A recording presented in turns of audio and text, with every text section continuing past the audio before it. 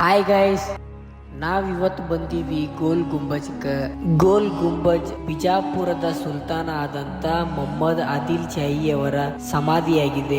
ಆದಿಲ್ ಶಾಹಿಯವರ ಆಳ್ವಿಕೆಯಲ್ಲಿ 1627ರಿಂದ 1656ರವರೆಗೆ ಗೋರಿಯಾಗಿ ಕಟ್ಟಿಸಲಾದ ಒಂದು ಸ್ಮಾರಕವಾಗಿದೆ. ಈ ಸ್ಮಾರಕವನ್ನು ದಾಬೂಲ್ನ ಪ್ರಸಿದ್ಧ ವಾಸ್ತುಶಿಲ್ಪಿಗಳಾದಂಥ ಯಾಕೂಬ್ ಅವರು ನಿರ್ಮಿಸಿದ್ದಾರೆ.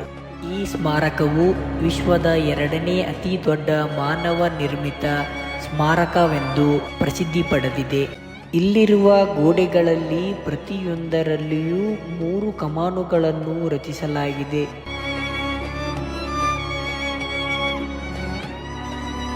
ಇದರಲ್ಲಿ ಪ್ರತಿ ಶಬ್ದವು 7 ಬಾರಿ ಪ್ರತಿಧ್ವನಿಯಾಗಿ ಕೇಳಿಸುತ್ತದೆ.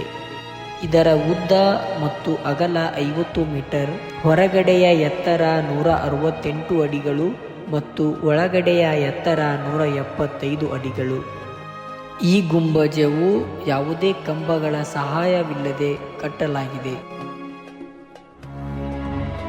ಇದರಲ್ಲಿ ನಾವು 8 ಅಂತಸ್ತುಗಳನ್ನು ಕಾಣಬಹುದು. ಮೇಲಿನ ಗೋಲಾಕಾರದ ಗುಂಬಜ 36 ಮೀಟರ್ಗಳು ಹೊಂದಿದೆ.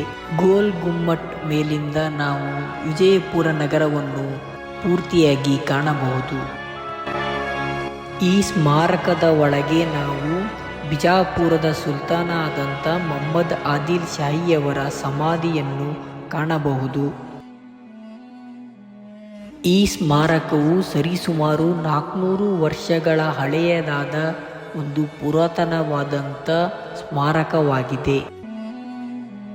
ಗೋಲ್ ಗುಂಬಜ್ ಎದುರುಗಡೆ ವಾಸ್ತುಶಿಲ್ಪಗಳ ಮ್ಯೂಸಿಯಂ ಅನ್ನು ನಾವು ಕಾಣಬಹುದು.